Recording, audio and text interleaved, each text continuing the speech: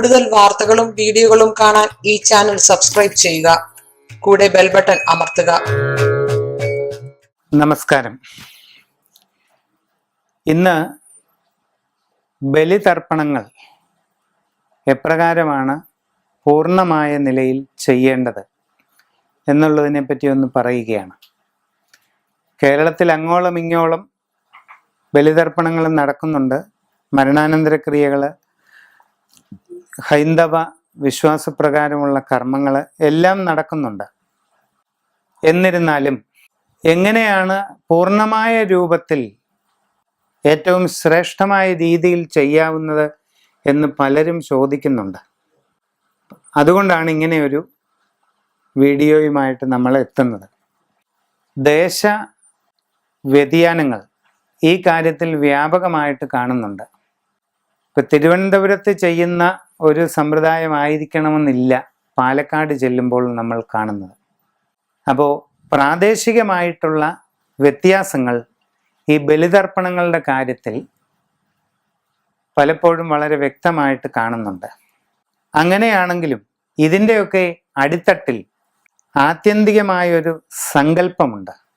ശാസ്ത്ര ദർശനങ്ങളുമായി ഇഴചേർന്ന് നിൽക്കുന്ന ഒരു സങ്കല്പം ഇതിനെയെല്ലാം ആത്യന്തികമായി കൂട്ടിയിണക്കുന്ന പ്രധാനപ്പെട്ട ഒരു ഘടകമാണ്.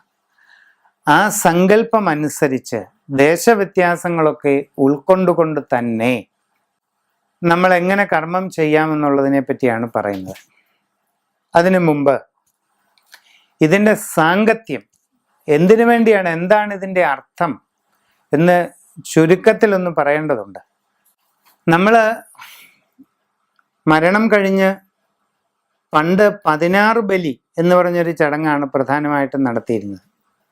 മരിച്ച ദിവസം മുതൽ 16 ദിവസത്തെ ബലിതർപ്പണങ്ങൾ ചെയ്ത് പൂർത്തീകരിക്കുന്ന ഒരു ചടങ്ങ്. അത് കഴിഞ്ഞ് മധ്യകേരളത്തിൽ ആണ്ടുബലി, അതായത് വാർഷിക ബലി, മരിച്ച് 1 വർഷം തികയുന്ന ദിവസം നടത്തുന്ന ബലിതർപ്പണ ക്രിയകൾ.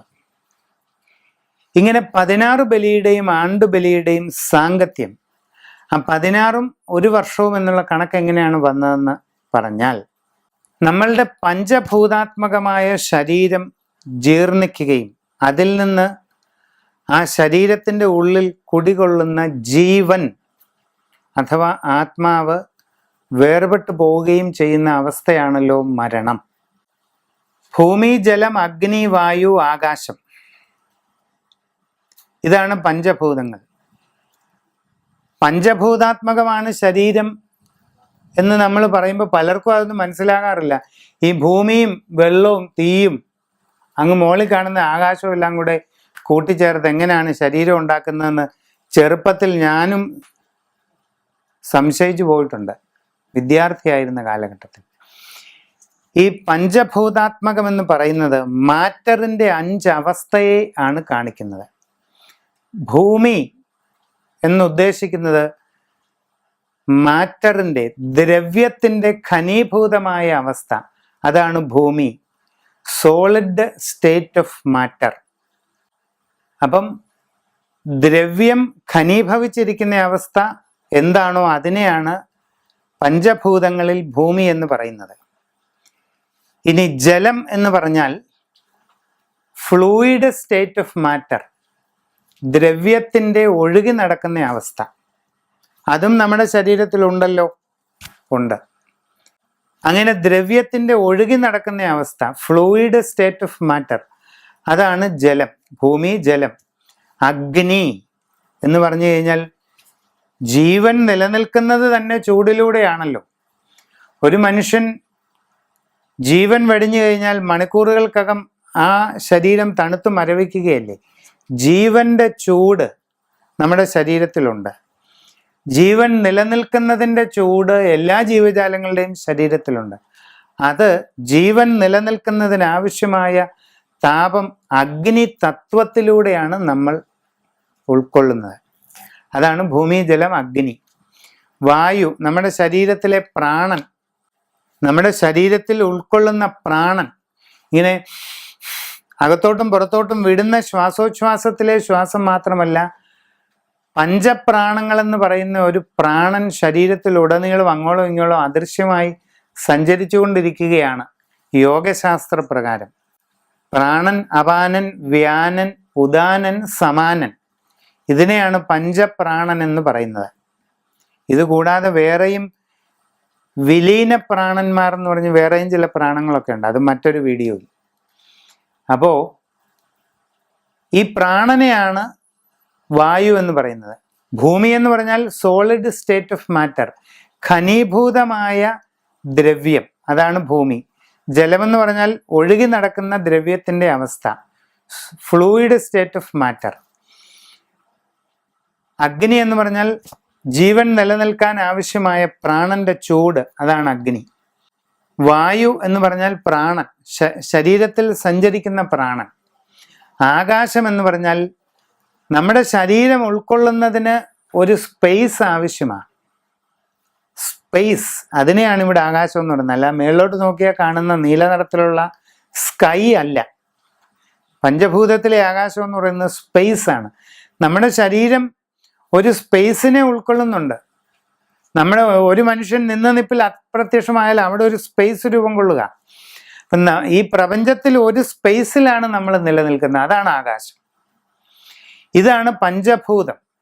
ഈ പഞ്ചഭൂതാത്മകമായിരിക്കുന്ന ശരീരം പ്രായം ചെന്നോ അല്ലാതെ എങ്ങനെയും ആയിക്കോട്ടെ, അത് അതിൻ്റെ കാലമെത്തി, അത് ജീർണിച്ച് അതിൻ്റെ പാരമ്യതയിൽ എത്തിക്കഴിഞ്ഞാൽ അതിലെ പ്രാണൻ സഞ്ചരിക്കാനാവാത്ത അവസ്ഥ, അതിലെ സോളിഡ് സ്റ്റേറ്റ് എന്ന് പറയുന്നത് ഉറഞ്ഞു കട്ടിയാകുന്ന അവസ്ഥ, അതിലെ ഫ്ലൂയിഡ് സഞ്ചാരയോഗ്യമല്ലാതായി നിശ്ചലമാകുന്ന അവസ്ഥ, അതിലെ സ്പേസ് ഒഴിഞ്ഞു പോകേണ്ട അവസ്ഥ, ഇത്രയും എത്തുമ്പോൾ ആ വ്യക്തിയിൽ നിന്നും ജീവൻ എന്ന ഘടകം, യോഗശാസ്ത്രത്തിൽ അതിന് പ്രാണൻ, ഇംഗ്ലീഷിൽ വേണമെങ്കിൽ ലൈഫ് എനർജി എന്നൊക്കെ പറയാം, ആത്മീയ ശാസ്ത്രത്തിൽ ആത്മാവ് എന്ന് പറയുന്നു. ജീവൻ എന്ന് പറഞ്ഞാലും പ്രാണൻ എന്ന് പറഞ്ഞാലും ആത്മൻ എന്ന് പറഞ്ഞാലും ഒന്നാണ്. ഇത് നമ്മുടെ ഈ പഞ്ചഭൂത നിർമ്മിതമായ ശരീരം വിട്ട് പുറത്തേക്ക് പോവുകയാണ്. അങ്ങനെ ശരീരത്തിൽ നിന്നും പുറത്തു പോകുന്ന പ്രാണൻ മറ്റൊരു ഡയമെൻഷനിലേക്കാണ് പിന്നെ വരുന്നത്. 16 നിമിഷം നമ്മുടെ ശരീരബന്ധത്തിൽ ഉണ്ടായിരിക്കും, അല്ലെങ്കിൽ ആ കുടുംബ ബന്ധത്തിൽ ഉണ്ടായിരിക്കും എന്നാണ്. 16 നിമിഷം നമ്മുടെ ശരീരം ജീർണിച്ച് ക്ഷയിച്ചു കഴിയുമ്പോൾ പുറത്തേക്ക് പോകുന്ന പ്രാണൻ 16 നിമിഷം ആ കുടുംബ ബന്ധത്തിൽ നിലനിൽക്കും. ആ 16 നിമിഷം, പ്രാണനെ സംബന്ധിക്കുന്ന 16 നിമിഷം നമുക്ക് 16 ദിവസമാണ്. അതുകൊണ്ടാണ് 16 ദിവസങ്ങൾ കൊണ്ട് ബലിതർപ്പണങ്ങൾ ചെയ്ത് തീർക്കുന്നത്. അല്ലാതെ വരുന്നതിൻ്റെയും പോകുന്നതിൻ്റെയും സൗകര്യം ആലോചിച്ച് 5-ാം ദിവസമോ 8-ാം ദിവസമോ 10-ാം ദിവസമോ ബലിയിട്ടിട്ട് സ്ഥലം വിടുന്ന പതിവ് പണ്ടുണ്ടായിരുന്നില്ല. കാരണം എന്താ? ഈ ശരീരത്തിൽ നിന്നും പുറത്തേക്ക് വമിക്കുന്ന പ്രാണൻ 16 നിമിഷങ്ങൾ, അതായത് നമ്മുടെ കാലയളവിൽ 16 ദിവസങ്ങൾ ഈ കുടുംബ ബന്ധത്തിൽ നിലനിൽക്കുമെന്നുള്ളത് കൊണ്ടാണ് 16 ബലി നടത്തുന്നത്. അങ്ങനെ പോകുന്ന പ്രാണൻ പിതൃലോകം എന്ന് പറയുന്ന മറ്റൊരു ലോകത്ത് ചെല്ലുക. ആ ലോകം എന്ന് പറയുന്നത് അങ്ങ് ദൂരെയുള്ള മറ്റൊരു സ്ഥലമൊന്നുമല്ല, അതായത് യാത്ര ചെയ്ത് ചെന്നെത്താൻ പറ്റുന്ന ഒരു ദൂരമല്ല പിതൃലോകം. അത് മറ്റൊരു ഡയമെൻഷനിലുള്ള വേൾഡാണ്, മറ്റൊരു സ്പന്ദനാവസ്ഥയിലുള്ള ഒരു ലോകമാണ് പിതൃലോകം. ആ പിതൃലോകത്തേക്ക് എത്തുന്ന പ്രാണൻ ഒരു ദിവസം അവിടെ നിൽക്കുമെന്നാണ്. അപ്പം പഞ്ചഭൂതാത്മകമായ ശരീരം വിട്ട് പുറത്തേക്ക് പോകുന്ന പ്രാണൻ 16 നിമിഷം ആ കുടുംബ ബന്ധത്തിലും പിന്നീട് ഒരു ദിവസം ഭൂമി ബന്ധത്തിൽ, ആ പ്രാണബന്ധത്തിൽ അവിടെ നിൽക്കും. ആ പ്രാണന്റെ ഒരു ദിവസം നമുക്കൊരു വർഷമാണ്. അതുകൊണ്ടാണ് ഒരു വർഷം തികയുന്ന ദിവസം ആണ്ടുബലിയിട്ട് കർമ്മങ്ങൾ ചെയ്യുന്നത്. ഇതാണ് ഇതിൻ്റെ തത്വം. പിന്നീട് ജീവിച്ചിരിക്കുമ്പോൾ ചെയ്യുന്ന കർമ്മവാസനകൾക്കനുസരിച്ച് പുനർജന്മത്തിലേക്കും മറ്റും പോകുന്നതായിട്ടാണ് ആചാര്യ ഗ്രന്ഥങ്ങളിൽ പറയുന്നത്. അതെന്തുമായിക്കോട്ടെ, നമ്മൾ മരണാനന്തരം അസ്ഥി സഞ്ചയനം എന്ന് പറഞ്ഞൊരു ചടങ്ങുണ്ട്. അത് 5-ാം ദിവസമാണ് ചെയ്യുന്നത്. അത് ഏതൊക്കെ ദിവസങ്ങളിൽ ചെയ്യാം ചെയ്യരുത് എന്നൊക്കെ പഞ്ചാംഗങ്ങളിൽ രേഖപ്പെടുത്താറുണ്ട്. ചൊവ്വാഴ്ചയും വെള്ളിയാഴ്ചയും ദിവസങ്ങളിൽ സഞ്ചയനം നടത്താറില്ല. പിണ്ടകർത്താവിൻ്റെ ജന്മനക്ഷത്ര ദിവസം വരുന്നുണ്ടെങ്കിൽ അന്നും സഞ്ചയനം നടത്താറില്ല. പിണ്ടകർത്താവ് എന്ന് പറഞ്ഞാൽ പ്രധാന മക്കളിൽ ഏറ്റവും മുതിർന്നയാൾ അല്ലെങ്കിൽ പ്രധാനമായിട്ടും കർമ്മം ചെയ്യാൻ തയ്യാറാകുന്ന ആൾ ആരാണോ ആ ആളിൻ്റെ ജന്മനക്ഷത്ര ദിവസം സഞ്ചയനം നടത്തുകയില്ല. അതോടൊപ്പം ചൊവ്വാഴ്ചയും വെള്ളിയാഴ്ചയും നടത്തുകയില്ല. കഴിയുന്നതും 5-ാം ദിവസം അല്ലെങ്കിൽ 7-ാം ദിവസം അസ്ഥി സഞ്ചയനം നടത്താം. അതിന് ചില പ്രത്യേക വിധികളൊക്കെ ഉണ്ട്, ചില തർപ്പണക്രിയകളുണ്ട്. കുടുംബാംഗങ്ങൾ വ്രതമെടുത്ത് പ്രത്യേകം വ്രതാനുഷ്ഠാനത്തോടുകൂടി കുളിച്ച് ശുദ്ധിയായി നിൽക്കുന്ന കുടുംബാംഗങ്ങളെ കൊണ്ട് അസ്ഥി സഞ്ചയിച്ചെടുക്കുന്നതിന് മുമ്പായി ചെയ്യപ്പെടുന്ന ആത്മതർപ്പണക്രിയയുണ്ട്. പരേതാത്മാവിന് താങ്കൾ ഈ ഭൂമുഖത്ത് ജീവിച്ചിരിക്കുമ്പോൾ ഉണ്ടായിരുന്ന ഭൗതിക ശരീരത്തിൻ്റെ അവശേഷിക്കുന്ന ഭാഗമായ ഈ അസ്ഥിയെ സഞ്ചയിച്ചെടുക്കുക, ചേർത്തെടുക്കുക. അങ്ങനെ ചേർത്തെടുത്തിട്ട് അതിനെ തീർത്ഥങ്ങളിൽ നിക്ഷേപിക്കാൻ ഞങ്ങൾ തയ്യാറാകുകയാണ്, അതിന് അനുവാദം തന്നാലും എന്ന് പരേതാത്മാവിനോട് പ്രാർത്ഥിച്ചുകൊണ്ട് ആ പ്രധാനപ്പെട്ട സഞ്ചയന കർത്താവിനെ കൊണ്ട് ചില തർപ്പണക്രിയകളൊക്കെ നടത്തിക്കും. അത് ഏതൊരു വ്യക്തിയാണോ മരണപ്പെട്ടത് ആ വ്യക്തിയുടെ ശരീരത്തിൻ്റെ ഭാഗമായി അവശേഷിക്കുന്ന ഈ അസ്ഥിയെ സഞ്ചയിച്ചെടുത്ത് തീർത്ഥങ്ങളിൽ ഒഴുക്കാൻ വേണ്ടിയിട്ട് ആ ആളിന് അനുവാദം അപേക്ഷിച്ചുകൊണ്ട് ആ ആളിന് നടത്തുന്ന സമർപ്പണ ക്രിയയാണ് ഈ തർപ്പണം. പ്രത്യേകം മന്ത്രങ്ങൾ ചൊല്ലിച്ച് പ്രാർത്ഥിച്ച് വിധിപ്രകാരം ഈ ചടങ്ങ് ചെയ്ത് ചുടലയിൽ ശവം ദഹിപ്പിക്കപ്പെട്ടതായ ചുടലയിൽ അധിവാസം ചെയ്യുന്ന ചില ദേവതാ സങ്കല്പങ്ങളുണ്ട് ഭാരതത്തിൽ.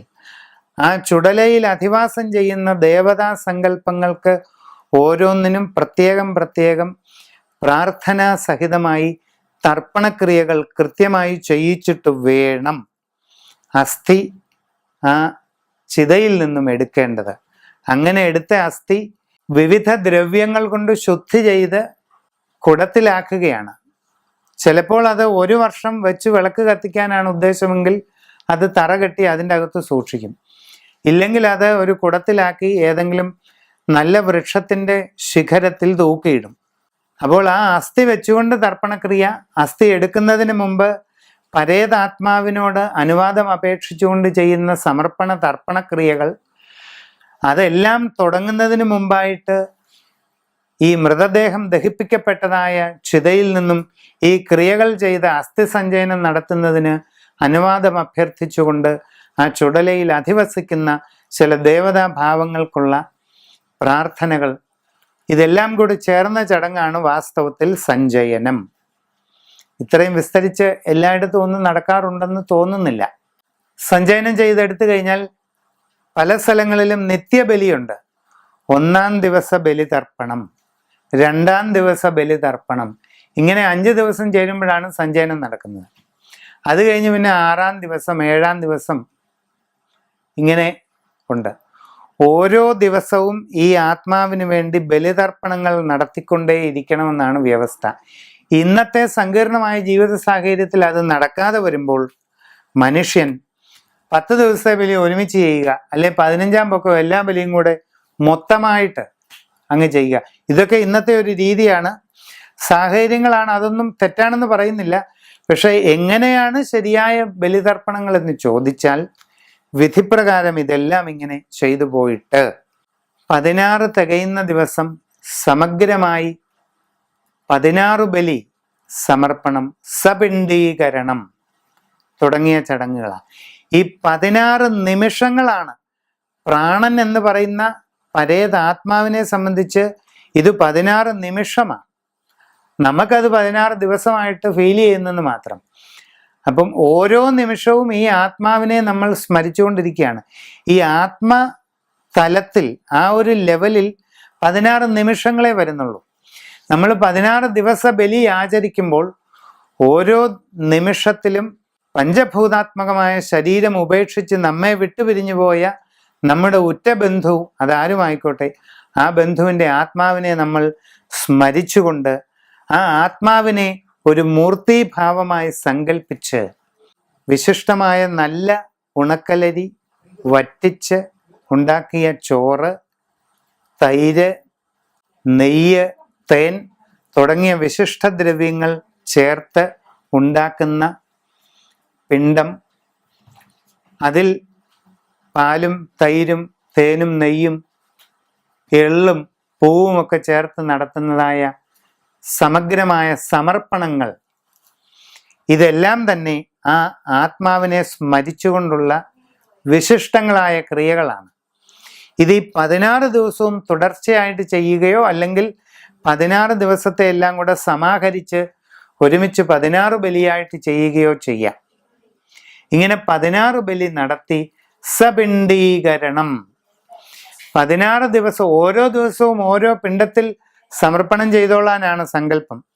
ഈ 16 ദിവസങ്ങൾ തുടർച്ചയായിട്ട് ചെയ്യേണ്ടതിന് പകരം 16 ദിവസത്തെ ബലികളെല്ലാം കൂടെ ഒരുമിച്ച് ഒരു ദിവസം ഒന്നിന് പുറകെ മറ്റൊന്നായിട്ട് ഒരുമിച്ച് ചെയ്യുമ്പോൾ ആ പിണ്ടങ്ങളെല്ലാം ചേർത്ത് സപിണ്ഡീകരണം എന്ന് പറയുന്ന ക്രിയ നടത്തി ആ സപിണ്ഡീകരണത്തിൻ്റെ അവസാനം പരേതാത്മാവിനെ പിതൃലോകത്തിലെ ഉത്തമ വൃക്ഷത്തിൽ നിന്നും ഭൂമിയിലുള്ള നമ്മുടെ സാന്നിധ്യ മണ്ഡലത്തിലേക്ക് ആവാഹിച്ച്, അതായത് ആഹ്വാനം ചെയ്തു വരുത്തി വേണ്ട തർപ്പണങ്ങളും സമർപ്പണങ്ങളും നടത്തി സംതൃപ്തയായി ഉള്ള ഒരവസ്ഥയിൽ, പരിപൂർണ സംതൃപ്തിയിൽ പിതൃലോകത്തേക്ക് തേരിൽ എഴുന്നള്ളിക്കുന്നു, രഥത്തിൽ യാത്രയാക്കുന്നു എന്നുള്ള സങ്കല്പത്തിലാണ് ഈ സപിണ്ഡീകരണ ക്രിയയുടെ പൂർത്തീകരണം.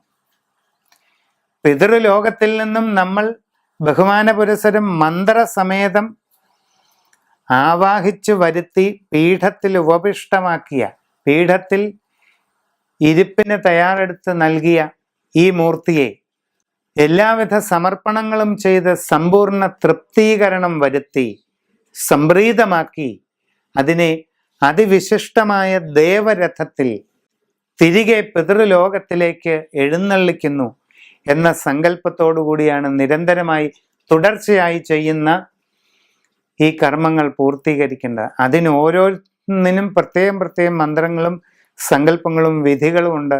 അതിനനുസരിച്ച് വേണം ഇത് ചെയ്യാൻ. അങ്ങനെ ചെയ്താൽ യാതൊരു ദോഷ ന്യൂനതകളും ആ കുടുംബത്തിനുണ്ടാവുകയില്ല. തുടർന്ന് ബലിതർപ്പണങ്ങൾ വിധിപ്രകാരം അറിയേണ്ടതറിഞ്ഞും ചിന്തിക്കേണ്ടത് ചിന്തിച്ചും മനസ്സിലാക്കേണ്ടത് മനസ്സിലാക്കിയും ശരിയായ വിധത്തിൽ ഹൃദയം നിറഞ്ഞ മനസ്സോടെ, നിറഞ്ഞ സമർപ്പണ ഭാവത്തോടെ, സന്തോഷത്തോടെ ചെയ്തു കഴിഞ്ഞാൽ ആ പിതൃക്കളുടെ അനുഗ്രഹം ആ കുടുംബത്തിൽ ഉണ്ടാകുകയും തുടർന്ന് അങ്ങോട്ട് ആ കുടുംബത്തിൽ ബാക്കിയുള്ളവർക്ക് എല്ലാ വിധത്തിലുള്ള ജീവിത സുഖങ്ങളും സമാധാനവും സന്തോഷവും ലഭിക്കുമെന്നുമാണ് ഇതിൻ്റെ ശാസ്ത്രം പറയുന്നത്. അത് സംശയമില്ലാത്ത കാര്യമാണ്. അങ്ങനെയാണ് നമ്മൾ 16 ദിവസത്തെ ബലികളെല്ലാം കൂടി ചേർത്ത് ചെയ്യുന്നത്. ഇനി ചില പ്രത്യേക നക്ഷത്രങ്ങളിൽ മരണം സംഭവിച്ചാൽ, ഉദാഹരണം പിണ്ടനൂൽ നാളുകൾ, കേട്ട, രേവതി, പൂരം, പൂരാടം, പൂരുരുട്ടാതി, ഭരണി, ആയില്യം, തിരുവാതിര, ചോതി, ഇങ്ങനെ 9 നാളുകളെ പിണ്ടനൂൽ നക്ഷത്രങ്ങൾ എന്ന് പറയും. പിന്നെ വസുപഞ്ചകം, അവിട്ടം, ചതയം, പൂരുരുട്ടാതി, ഉത്രട്ടാതി, രേവതി, ഈ 5 നാളുകൾ, അവസാനത്തെ 5 നാളുകൾ പഞ്ചമിയുമായിട്ട് ബന്ധപ്പെട്ട് വന്നാൽ വസുപഞ്ചകം. ഇങ്ങനെയുള്ള ചില പ്രത്യേക മുഹൂർത്തങ്ങളിലൊക്കെ മരണമുണ്ടായാൽ അതിന് ചില വിശേഷാൽ പ്രായശ്ചിത്ത അനുഷ്ഠാന കർമ്മങ്ങളും കൂടെ ഈ ബലിയുടെ കൂടെ ചേർത്ത് ചെയ്യണമെന്നുണ്ട്. അങ്ങനെയൊക്കെയാണ് അതിൻ്റെ വിധി. അപ്പം നമ്മൾ പലപ്പോഴും അന്യദേശത്തും ദൂരെയും ഒക്കെയുള്ള ആൾക്കാർ ഈ മരണം ഉണ്ടായിക്കഴിഞ്ഞാൽ വരുന്നു, പിന്നെ മരണാനന്തര ശവസംസ്കാര ക്രിയകളും തുടർന്നുള്ള അടുത്തടുത്ത ദിവസങ്ങളിലെ കാര്യങ്ങളും എല്ലാം കഴിഞ്ഞാൽ പിന്നെ അവരവരുടെ കർമ്മവുമായിട്ട് ബന്ധപ്പെട്ട് എത്രയും ഫലപ്രദമായി എത്രയും പെട്ടെന്ന് ചെയ്തു തീർത്ത് പോവുക എന്നൊക്കെയുള്ള പ്രവണത പലപ്പോഴും കാണുന്നുണ്ട്. സാഹചര്യങ്ങൾക്കനുസരിച്ച് രൂപം കൊള്ളുന്നതാകാം, അതിനൊന്നും കുറ്റം പറയുന്നില്ല. എങ്കിലും അങ്ങനെ നേരത്തെ ചെയ്താലും എങ്ങനെ ചെയ്താലും ശരി, ചെയ്യുമ്പോൾ അതിൻ്റെ പൂർണ്ണ വിധിപ്രകാരം ഏറ്റവും സമഗ്രമായും ഭംഗിയായും നിറഞ്ഞ മനസ്സോടുകൂടി നിങ്ങൾ അത് ചെയ്യുകയാണെങ്കിൽ ആ പിതൃക്കളുടെ അനുഗ്രഹം കൊണ്ട് നിങ്ങൾക്കും നിങ്ങളുമായി ബന്ധപ്പെട്ട എല്ലാവർക്കും എല്ലാവിധ സന്തോഷവും ഐശ്വര്യവും ഉണ്ടാകുമെന്നാണ് സങ്കല്പം. നമ്മുടെ സംസ്കാരത്തിലെ വളരെ പ്രധാനപ്പെട്ട ഒരു വാചകം കൂടെ പറയാം, ശ്രദ്ധിച്ചു കേൾക്കണം.